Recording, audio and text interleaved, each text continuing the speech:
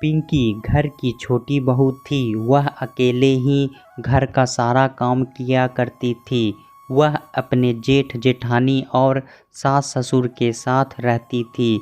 उसका पति सुजीत बाहर नौकरी की तलाश में गया था।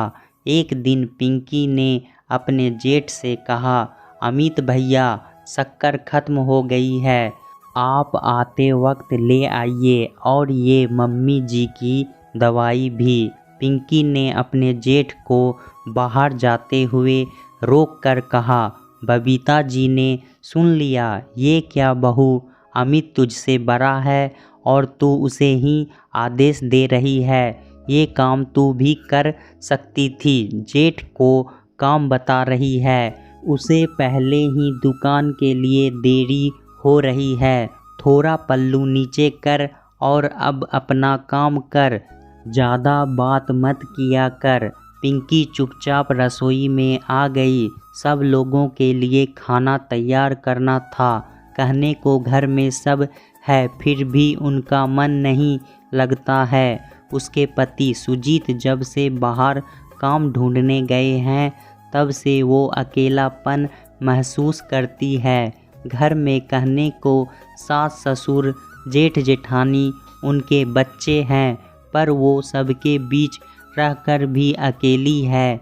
अभी शादी को 6 महीने ही तो हुए थे। सुजीत और उसकी शादी बड़ी धूमधाम से हुई थी। वो दिन याद करके चेहरे पर उसके मुस्कान आ जाती है, पर दूसरे ही पल सुजीत से दूर रहकर उसका चेहरा मुरझा जाता है। शादी के समय सुजीत कुछ नहीं करते थे। ये बात ससुराल वालों ने छिपाई थी और कहा था कि वो अपने बड़े भाई के साथ ही बिजनेस संभालता है। सुजीत ने भी कुछ बताया नहीं। शादी के बाद कुछ दिन तो ठीक निकले, पर धीरे धीरे सबने अपने रंग दिखाने शुरू कर दिए। पिंकी पर सब घर के काम का बोझ सा डाल दिया और सुजीत भी सबके कहे अनुसार घर के और बाहर के काम करता था। उसकी स्थिति घर में नौकर जैसी ही थी। ये देखकर पिंकी को बहुत दुख होता था। मायके में सौतेली माँ ने घर देखा भला नहीं और शादी कर दी। अब अपना दुख किससे कहती। एक दिन उसने सुजीत को समझाया, आप कुछ काम क्यों नहीं करते, इस तरह इधर से उधर समय बर्बाद करते रहते हैं। सुजीत सीधे मन का था। वो हंसने लगा कि रोज़ इतने सारे काम तो करता हूँ। भैया के बिजनेस का सामान इधर से उधर ले जाता हूँ, साथ ही गेहूँ पिसवा कर लाता हूँ, दूध लाता हूँ, बच्चों को स्कूल छोड़कर आता हूँ और वापस भी लाता हूँ, राशन का सामान लाता हूँ, साथ में घर के इतने सारे काम करता हूँ, सुबह से रात तक लगा रहता हूँ। हाँ, आप लगे रहते हो, लेकिन इसके लिए आपको कोई सैलरी नहीं मिलती है। पता नहीं क्या कारण रहा कि आपने पढ़ाई करने के बाद भी नौकरी नहीं की और बिजनेस भी नहीं किया।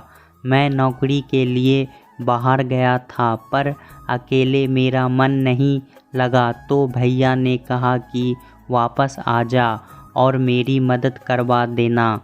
पिंकी की सास ने उस पर इल्ज़ाम लगाया कि बहू तो हमारे साथ रहना ही नहीं चाहती है, इसलिए बेटे को दूर कर दिया। पिंकी सब चुपचाप सहन कर रही थी, क्योंकि उसे अपने बड़े भाई समान जेठ जी का सहारा था। पिंकी गर्भवती थी तो ज़्यादा काम नहीं कर पाती थी, थक जाती थी तो अमित उसे आराम करने को कहता, तो ये सुनकर उसकी पत्नी रजनी जल भुन जाती थी। आप मेरे पति हो तो आपको पिंकी का ख्याल रखने की कोई ज़रूरत नहीं है। उसका ख्याल रखने वाला उसका पति तो दूसरे शहर चला गया। वो हमारे भरोसे थोड़ी इस घर में आई है। एक दिन उसका बड़ा जी मचला रहा था। उसकी कुछ चटपटा खाने की इच्छा हो रही थी तो उसने अमित को फ़ोन किया। भैया आते वक्त शर्मा की दुकान वाले गोलगप्पे ले आइए, आज बड़ा मन कर रहा है। अमित ने घर आते ही पैकेट पिंकी को दे दी। सब लगभग सो चुके थे।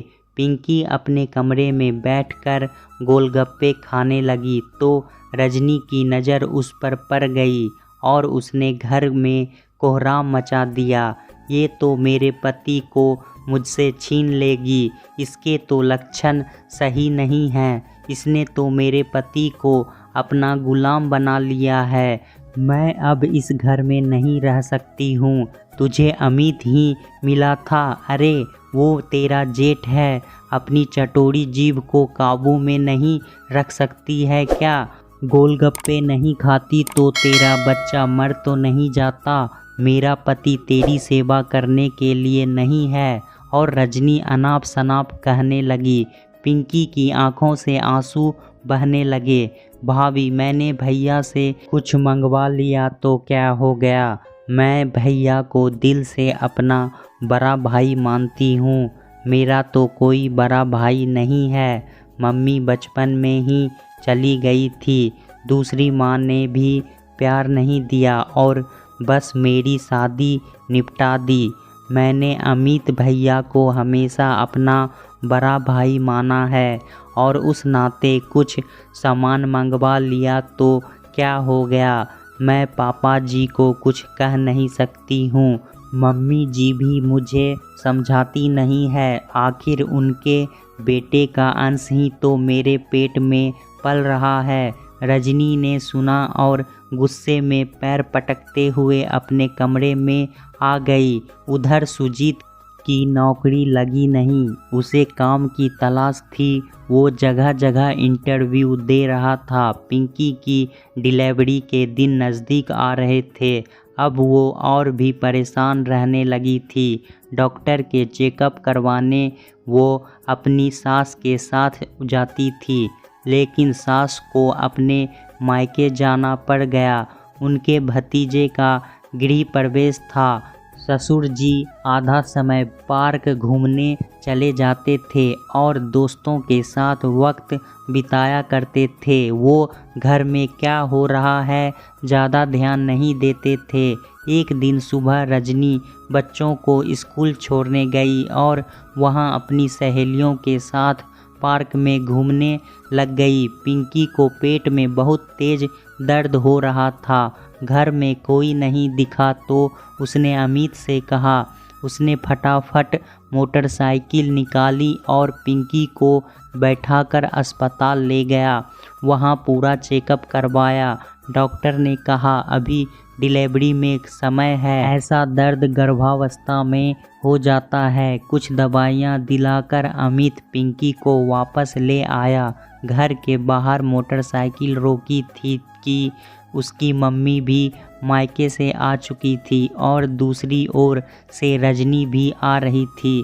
अपने पति के साथ पिंकी को देखकर वो फिर से आग बबूला हो गई। सास भी पिंकी पर गुस्सा करने लगी। बहू, ऐसी बेशर्मी तो पहली बार देखी है। तू तो जेठ के साथ बैठकर मोटरसाइकिल पर घूमने को निकल गई। तभी रजनी भी बोलती है, तुझे मेरा ही सुहाग मिला था क्या? अब तेरा पति तो तेरे साथ नहीं रहता, तुझे छोड़कर चला गया है, तो तू मेरे पति पर ही डोरे डाल रही है। तुझे शर्म नहीं आई? ये सब सुनकर आज अमित से रहा नहीं गया। आप दोनों चुप करिए। आखिर ये सब झूठा इल्ज़ाम क्यों लगा रहे हो? मैं पिंकी को अपनी छोटी बहन मानता हूँ और एक बहन अगर तकलीफ़ में है तो भाई का फ़र्ज़ बनता है कि मैं उसे अस्पताल दिखाकर लाऊं। और मेरे अलावा घर में कौन है जिससे ये मदद मांगती? मैं बड़े भाई होने के नाते इसे डॉक्टर के दिखा लाया तो क्या गुनाह हो गया? आप दोनों अपनी घटिया सोच बदलिए। यहाँ पर मेरा छोटा भाई नहीं है और उसकी पत्नी को सबके साथ और सहयोग की ज़रूरत है, तो क्या हम उसे अकेले छोड़ दें? ये भी तो सुबह से लेकर रात तक हम लोगों के लिए लगी रहती है, क्योंकि ये हमें अपना मानती है। तो क्या हम सबका फ़र्ज़ नहीं है हम भी सुजीत की अनुपस्थिति में इसका ख्याल रखें? पिंकी की आंखें भर आती है। मम्मी जी, आप भी ये क्या सोच रही हैं? आप दोनों भी तो किसी की पत्नियां हैं। क्या पत्नी अपने पति के होते हुए किसी दूसरे के बारे में सोचती है? तो आपने मेरे और भैया के रिश्ते को कलंकित क्यों कर दिया? रजनी भाभी, मैं आपसे पूछती हूँ कि देवर जब भाभी का छोटा भाई बन सकता है तो जेठ जी मेरे बड़े भाई क्यों नहीं बन सकते हैं? आप भी तो सुजीत से इतना काम करवाती थी, उनका फ़र्ज़ भी बनता है। वो आपसे छोटे हैं, आपके छोटे भाई के समान हैं। तो मैंने अमित भैया में अपने बड़े भाई की छवि देखी तो क्या बुरा किया है? हमारे रिश्ते को बदनाम क्यों किया जा रहा है? अमित भैया मुझे अपनी छोटी बहन मानते हैं और मैं उन्हें बड़े भाई के रूप में ही उनका सम्मान करती हूँ। क्या एक छोटी बहन बड़े भाई से मदद नहीं ले सकती है? जेठ का पद बड़ा होता है। अगर वो अपने छोटे भाई की पत्नी का ख्याल रख भी लेते हैं तो इसमें इतनी बातें बनाने वाली क्या बात है? तभी पिंकी की सास चिल्लाई, पिंकी तू चुप कर, जेठ कभी भी बड़ा भाई नहीं हो सकता है। जेठ तो जेठ रहता है। हमारे घर में जेठ से पल्ला लिया जाता है। जेठ और ससुर कमरे में हो तो बहुएं उस कमरे में नहीं बैठती है। और तू मोटरसाइकिल पर बैठकर कैसे चली तू गई? ये मायके के रिश्ते मायके में ही रहने दे। ससुराल में सबसे शर्म करनी होती है, सबका मान रखना होता है। ये बड़े भाई कहकर जेठ के रिश्ते को नकारा नहीं जा सकता है। सुजीत को आने दे, मैं तेरी शिकायत करूँगी, तभी तुझे अकल आएगी। तू तो हम सबसे छोटी होकर बराबर जुबान लड़ा रही है। मैं तुझे इसके लिए कभी माफ़ नहीं करूँगी।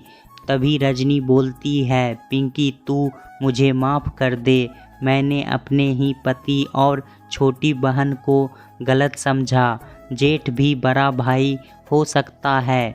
मुझे अपने पुराने दिन याद आ गए हैं, जिन्हें मैं भूल गई थी। जब मैं पहली बार गर्भवती थी तो सुजीत भैया मेरा बहुत ध्यान रखते थे। तुम्हारे भैया तो अपने नए बिजनेस को लेकर व्यस्त रहते थे। मेरे लिए कभी गोलगप्पे तो कभी आलू की टिक्की लाते थे, कभी आइसक्रीम तो कभी जूस भी लाते थे। वो मेरे छोटे भाई के समान मेरी हर इच्छा को पूरी करते थे। अमित तो तुम्हें आज अस्पताल लेकर गए हैं, पर सुजीत भैया तो मुझे हर महीने चेकअप के लिए ले जाते थे। मैं वो सब कैसे भूल गई? मेरे लिए दवाइयाँ लाते थे, डॉक्टर के कहे अनुसार टेस्ट करवाने को लेकर जाते थे। अमित यहीं पर थे तब भी वो मेरा इतना ध्यान रखते थे। और हम सब तुम्हारे साथ क्या कर रहे हैं? जब सुजीत भैया यहाँ नहीं है तो हमें ही तुम्हारा हर तरह से ध्यान रखना चाहिए। लेकिन हम सब तो तुम्हें मानसिक और शारीरिक तकलीफ़ दे रहे हैं। रजनी की आँखों से लगातार पानी बह रहा था। रजनी की बातें सुनकर सास ससुर को भी पुराने दिन याद आ गए। सब शर्मिंदा हो रहे थे।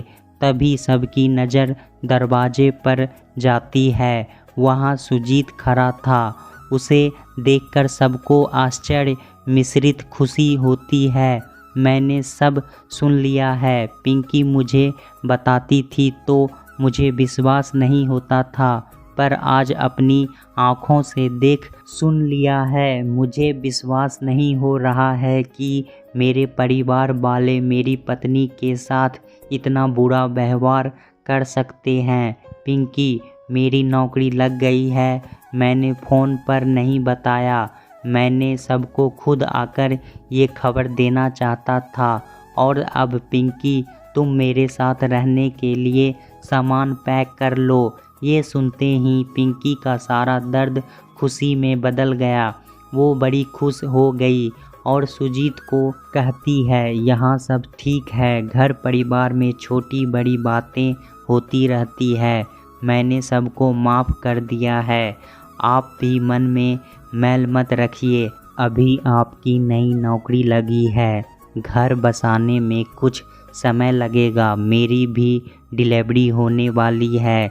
यहाँ मम्मी जी और भाभी जी हैं जो मेरी देखभाल करेगी, और अमित भैया भी तो हैं जो आपकी जिम्मेदारी निभाएंगे। पिंकी की बात से सुजीत भी सहमत हो जाता है और कुछ दिन रहकर वापस चला जाता है।